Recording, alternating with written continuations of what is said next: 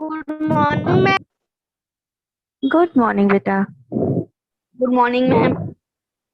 Good morning. Good morning ma'am. अच्छा बच्चों ये बताओ कि चैप्टर 3 संधि में हमने कहाँ तक पढ़ा था?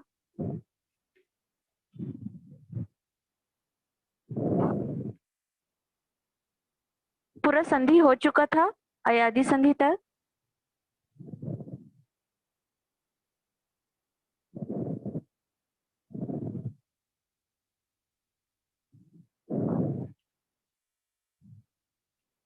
हम्म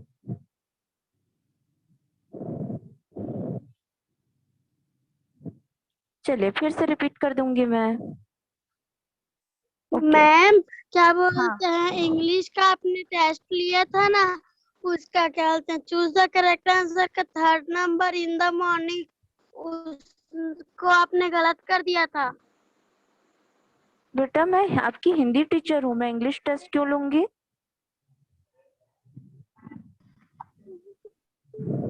हम्म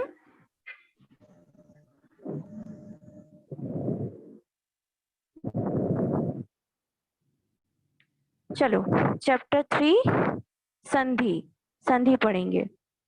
दो शब्दों के जुड़ने पर एक विकार अर्थात परिवर्तन उत्पन्न होता है जिसे संधि कहते हैं। देवधन आलय देवालय। संधि में दो वर्णों का परस्पर जो मेल होता है या जुड़ना होता है, जब उसमें परिवर्तन हो जाता है तो उसे संधि कहते हैं। जैसे कि अगर संधि में स्वरों का मेल हो तो क्या होगा? व्यंजन का मेल हो तो क्या होगा? विसर्गों का मेल होगा तो क्या होगा? संधि के 3 भेद होते हैं, स्वर संधि, व्यंजन संधि, विसर्ग संधि। 3 संधि संधि के 3 भेद होते हैं और तीनों भेद के अलग अलग रूप होते हैं। जैसे स्वर संधि में दीर्घ संधि, दीर्घ संधि,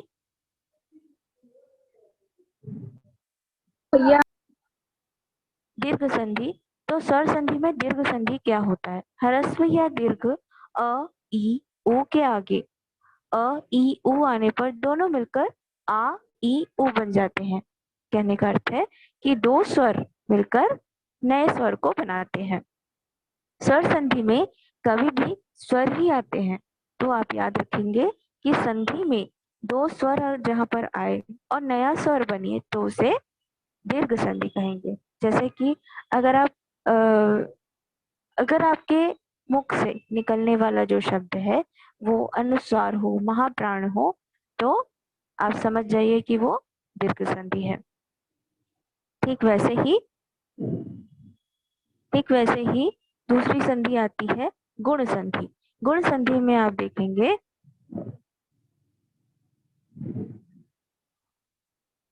गुण संधि में आप देखेंगे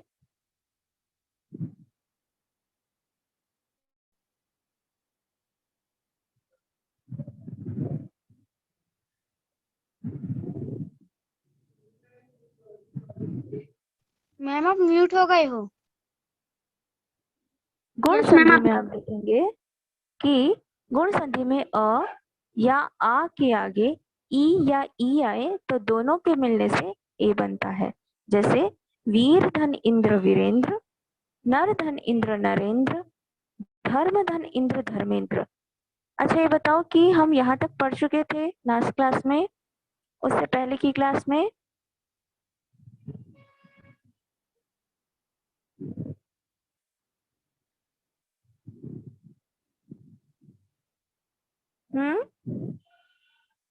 क्या हमने गुण संधि पढ़ लिया था? जल्दी बताओ, जल्दी आंसर दो।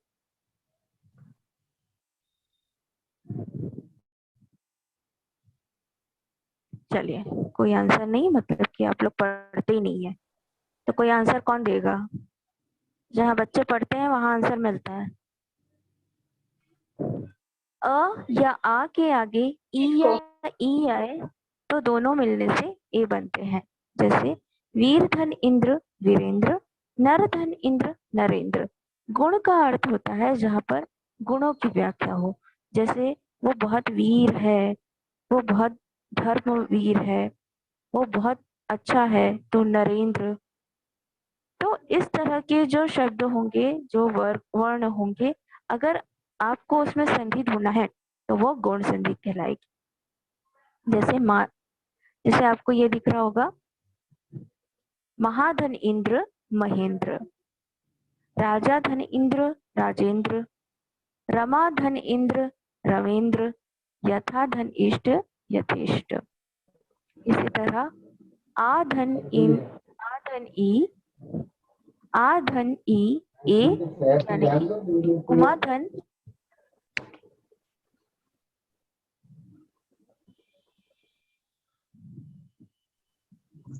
अधन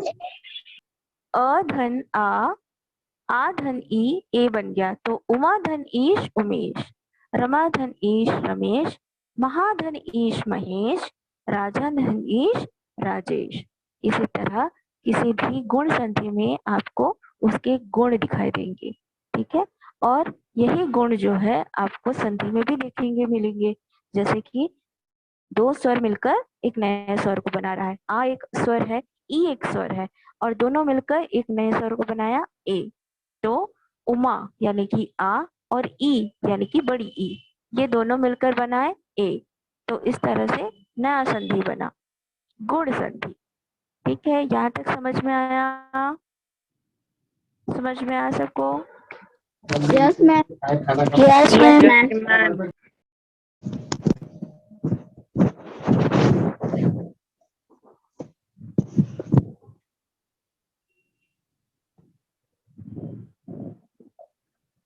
खेमराज आया हो बेटा? खेमराज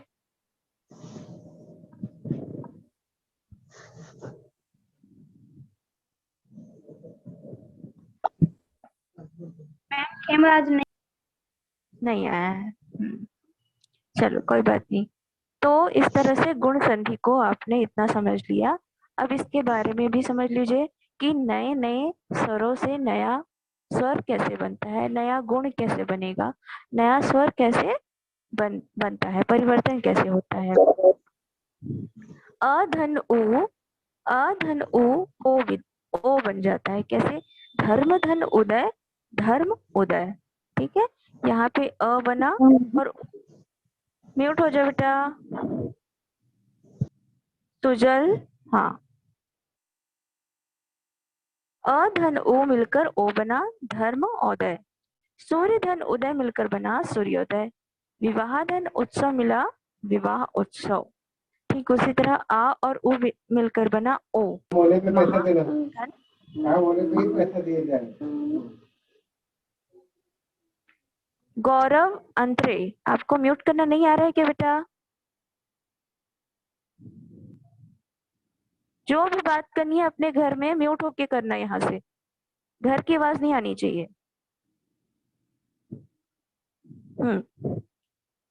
आ धन ओ बन जाता है, जैसे महाधन उदी महोधी, महाधन उदय महोदय, गंगा धन उदक गंगोदक। अ और ओ मिलकर ओ बना, कैसे? दया धन उर्मी दयोर्मी, महाधन उर्मी महोर्मी, गंगा धन उर्मी गंगोर्मी। ठीक उसी तरह अ या आ के आगे री आए तो क्या बनेगा? देवधन ऋषि देवर्षि, ब्रह्मधन ऋषि ब्रह्मर्षि, राजधन ऋषि राजाश्री, सप्तधन ऋषि सप्तर्षि। इसी तरह री की भी यूजिंग हो गई, री का भी प्रयोग हो गया।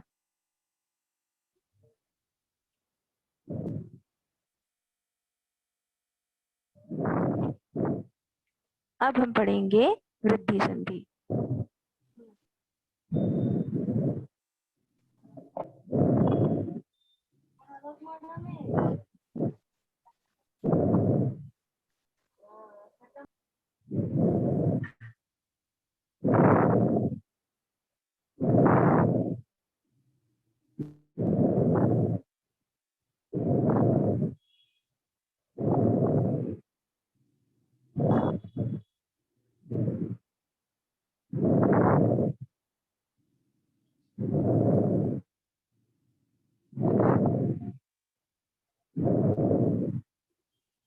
ठीक उसी तरह वृद्धि संधि को देखिए। वृद्धि संधि में आपको क्या दिख रहा है? अ या आ की जगह ए या ए होने पर दोनों मिलकर ए हो जाते हैं। जैसे एक धन एक एकैक, लोक धन एषणा लोकेशणा, वित्त धन एषणा वित्तेषणा, धन धन एषणा धनैषणा। इसी तरह दो स्वर मिलकर एक नए स्वर को बनाते हैं, जिसे वृद्धि संधि कहते हैं। वृद्धि का मतलब है मात्रा की वृद्धि। यहाँ पर क्या होगी? मात्रा की वृद्धि, ना कि शब्दों की वृद्धि, ना कि स्वरों की वृद्धि, बल्कि मात्रा की वृद्धि होगी। ठीक है, तो आप लोग ध्यान दीजिए कि यहाँ पर मात्रा की वृद्धि हो रही है। एक धन एक मिलकर बना एकैक। लोक धन एषणा में जो मात्रा है वो बढ़ जाती है। इसी तरह आ और ए मिलकर ए बनते हैं। अ धन ए मिलकर ए बना, आ धन ए बना। इसी तरह अ और ओ मिलकर औ बना। कैसे बना? दत्ता धन ओष्ट दंतोष्ट, परम धन ओज परमोज, अधर धन ओष्ट अधरोष्ट। इसी तरह नए शब्द बनते जाएंगे। आ धन ओ औ, महाधन ओज महोज, महाधन ओजस्वी महोजस्वी। आ धन ओ औ, महाधन औषध महोषध, महाधन औदार्य महोदार्य। अब ठीक उसी तरह यण संधि। यण संधि में सबसे प्रमुख ये होता है कि यण संधि में प्रयोग होता है य का। कैसे होगा य का प्रयोग?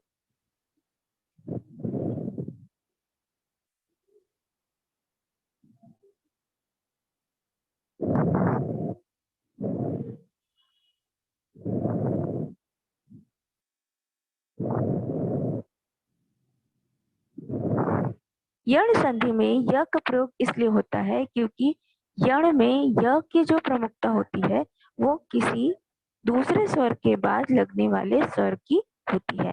मतलब यहाँ पर बीच में स्वर होंगे पर उनका जो परिवर्तन होगा वो य से होगा। जैसे पहला आप देख रहे हो, अति धन अधिक अत्यधिक, आदि धन अंत अद्यंत, आदि धन अंत अत्यंत।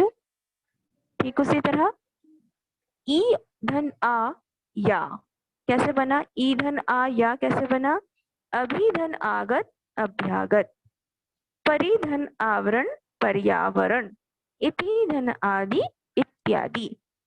यण संधि में य की प्रमुखता होती है, तो जब भी आपको लगेगा कि इस संधि में य की प्रमुखता है तो आप समझ जाना कि वो यण संधि है। Clear? Yes ma'am. Yes, ma'am. Yes, ma'am. Yes, ma'am. Good. अब देखिए ई धन अ क्या बना, य बना। कैसे? नदी धन अर्पण नद्यर्पण। यहाँ सिर्फ य बना, ना उसकी मात्रा चेंज हुई ना कुछ हुआ, सिर्फ वो सिंगल य बना। कैसे? नदी धन अर्पण नद्यर्पण। तो जब भी आपको ई और अ का संधि करना हो तो सिर्फ एक सिंगल य बनेगा। ठीक उसी प्रकार आप आगे देखिए, ई और आ मिलकर बना या, मात्रा की वृद्धि हुई। सखी धन आगमन सख्यागमन, देवी धन आगमन दिव्यागमन। ठीक उसी तरह ई और ओ मिलकर बना यू। कैसे? ऊपरी धन उक्त उपर्युक्त, प्रति धन उपकार प्रत्युपकार। ई और ओ मिलकर यू बन गया। ठीक उसी तरह ई और बड़ा ऊ मिलकर यू बना। कैसे? वी धन उ व्यू, नी धन उन न्यून। याद रखेंगे सब लोग? Yes ma'am. Yes, ma'am. Yes ma'am. Yes ma'am. बड़ी ई और ए मिलकर यही बनता है। यहाँ पर क्या हुआ बेटा, यण संधि में मात्राएं भी बढ़ती हैं। दो स्वर मिलकर क्या बनाए, मात्राएं बढ़ा दी है, तो यही बन गया। यही कैसे बनेगा? देवी धन ऐश्वर्य यश्वर्य, देवैश्वर्य। ठीक उसी तरह ओ और बड़ा ओ मिलकर कोई ओ या ओ से भिन्न स्वर आए तो ओ या ओ का व हो जाता है। यण संधि में एक और ऐसा चीज होता है कि सिर्फ यह ही नहीं बल्कि व भी परिवर्तित होता है। मतलब यह की जगह व भी आ जाता है। कैसे आएगा? कैसे आएगा? सुधन अच्छ स्वच्छ, अनुधन अय अन्वय, सुधन अल्प स्वल्प, अनुधन अय अन्वय, मनोधन अंतर मनवंतर। ठीक है, तो ये हो गया यण संधि। यण संधि में कुछ और भी परिवर्तन आते हैं, जैसे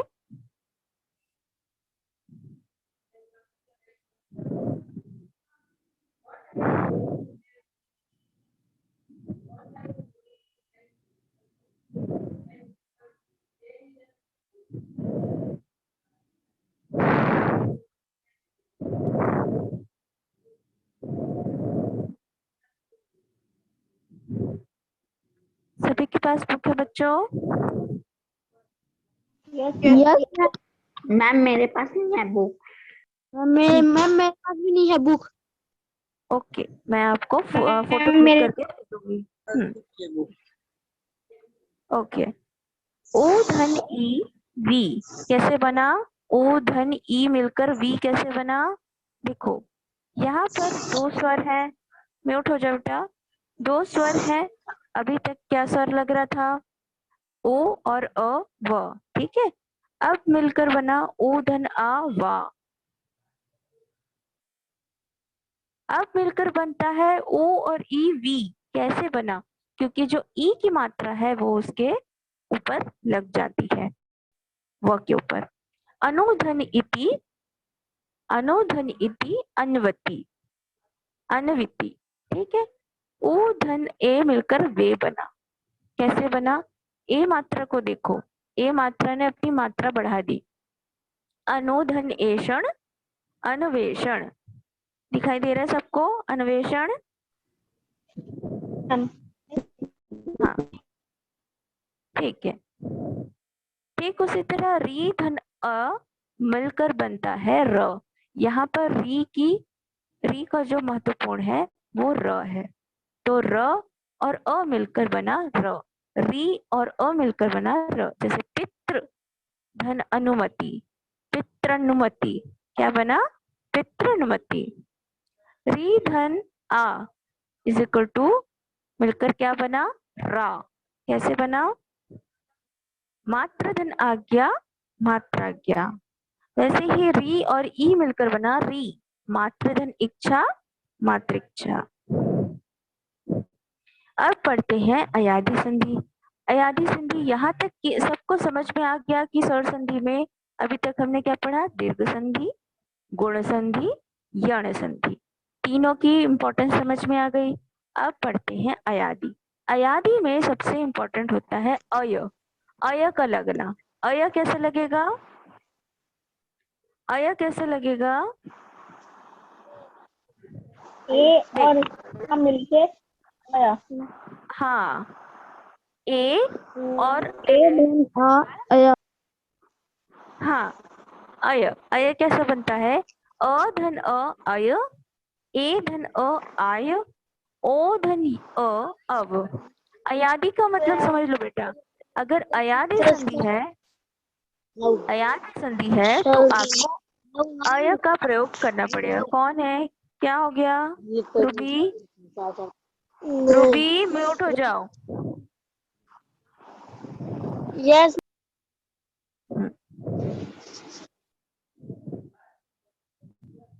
हाँ बेटा खेमराज। तो हमने अयादी संधि पढ़ ली। अच्छा बेटा खेमराज, हमने संधि में कहाँ तक कर लिया था अभी तक? क्या हमको व्यंजन संधि करना था क्या?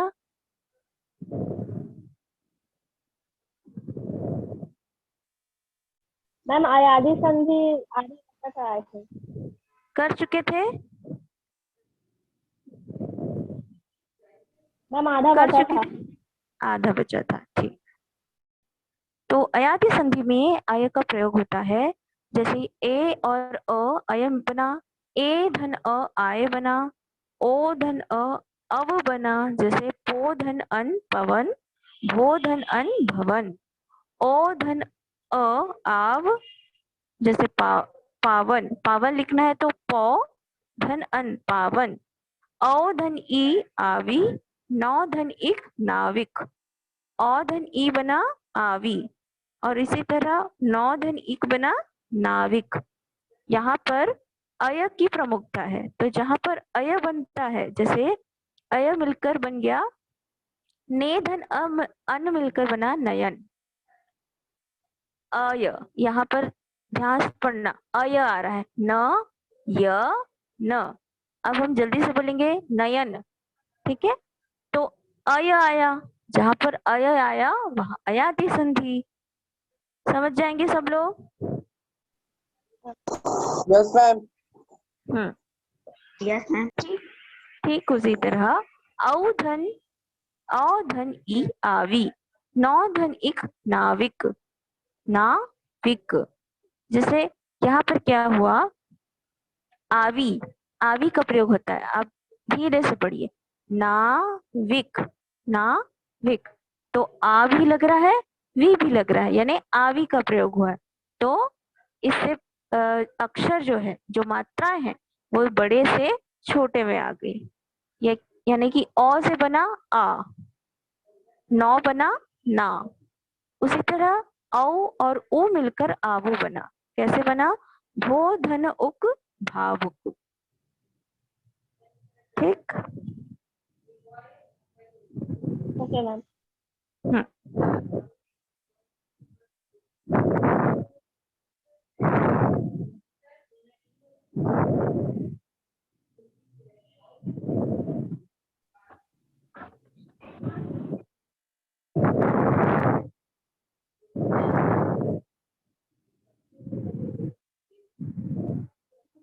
अब है व्यंजन संधि। व्यंजन संधि में क्या इंपॉर्टेंस है?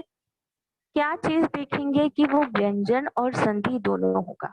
संधि मतलब व्यंजनों की संधि। किसी भी व्यंजन के बाद स्वर या व्यंजन आने पर जो परिवर्तन होता है उसे व्यंजन संधि कहते हैं। जैसे कि उत धन चारण, उच्चारण। त क्या है? व्यंजन है। त व्यंजन है, त कोई स्वर नहीं है। तो जहां पर व्यंजनों का इंपॉर्टेंस हो, व्यंजनों का प्रयोग हो, वहां पर व्यंजन संधि होती है। कैसे होगी? उत धन चारण, उच्चारण। यहाँ पर त धन च यानी कि व्यंजन और व्यंजन दोनों लगते हैं। व्यंजन और व्यंजन। समझ में आया? Yes ma'am. व्यंजन और व्यंजन जहाँ दोनों लगे उसे व्यंजन संधि कहते हैं। जैसे आग, आ धन गच्छत। आप संस्कृत पढ़ते हो तो जैसे शब्द है आ धन गच्छत, तो क्या पढ़ेंगे? आगच्छत। सम धन रूप, सम रूप। यहाँ पे म और र दोनों व्यंजन है, ठीक है। तो म और र मिलकर बना, ये व्यंजन व्यंजन बना व्यंजन संधि। व्यंजन संधि के कुछ नियम और उदाहरण निम्नलिखित हैं। जैसे कि क, का, ग, यानी जहां पर क का प्रयोग होगा वहां पर ग लग जाएगा। कैसे लगेगा? दिक् धन दर्शन, दिगर्शन, दिग्दर्शन। कैसे बना? दिक् धन दर्शन, दिग्दर्शन। यानी द यूज हुआ है, द है यहाँ पर, अब वो क्या बना? ग और द मिलकर दिग्दर्शन, ठीक है। दिक् धन गज, दिग्गज। कैसे बना? क है और ग है, तो उसका बना ग और पूरा ग, आधा ग और पूरा ग, दिग्गज। तो क का ग, जहां पर क से गा में परिवर्तन हो उसे क्या कहेंगे? व्यंजन संधि। ठीक उसी तरह च का ज, जहां पर च है बीच में च आ रहा है, अच धन अंत, तो क्या होगा? अच धन अंत का अजंत, ठीक है। ट का ड़ में, जहां पर ट प्रयोग होगा वहां ड़ बन जाएगा। जैसे षट धन आनन, षडानन, षट धन आनन, षडानन, षट धन दर्शन, षडर्शन, षडर्शन, ठीक है। यहाँ पर ड़ को हम जल्दी से नहीं बोल सकते, इसलिए थोड़ा धीरे बोलेंगे। महाप्राण और एक और क्या होता है महाप्राण के अलावा? अल्प प्राण। अल्प प्राण का प्रयोग जहां पर हो वहां व्यंजनों को बोलने में दिक्कत होती है, अर्थात हमें उसे बोलने में काफी ज्यादा मेहनत करनी पड़ती है। तो जहां पर व्यंजन संधि होती है वहां हमें ज्यादा मेहनत करनी पड़ती है, परंतु अल्प प्राण के अलावा भी महाप्राण की व्याख्या यहाँ पर की जाती है। जगत, जगत धन अम्बा, जगदम्बा। जब जब हम जगदम्बा कहेंगे तो हमारा जो गला है वो उतना मेहनत नहीं करेगा, लेकिन जब जगत धन अम्बा करेंगे तो हमारा जो मुंह है वो ज्यादा उसे मेहनत करेगा। तो जहाँ पर व्यंजन संधि होती है वह महाप्राण, अल्प प्राण और अल्प प्राण से महाप्राण या महाप्राण से अल्प प्राण, ये दोनों प्रयोग होते हैं। यहाँ तक के सबको समझ में आ गया? Yes ma'am. Yes ma'am. Yes ma'am. चलो ठीक है, तो आज का क्लास वर्क मैं व्हाट्सएप में सेंड कर रही हूँ, आप लोग लिख लो। और इसका पिक भी मैं सेंड कर देती हूँ पूरा संधि का। अच्छा, संधि के पिछले वाले नोट्स भी आपके कंप्लीट हो चुके होंगे, तो जिनके जिनके नोट्स कंप्लीट हैं वो मुझे कल सेंड करेंगे, कल की क्लास में, ठीक है। Yes ma'am. चलिए बेटा, लीव करते जाओ। हम लोग के फादर बोलते हैं वो बेचारा, उसको बात को छुट्टी मिल गई एमबीबी का। हाँ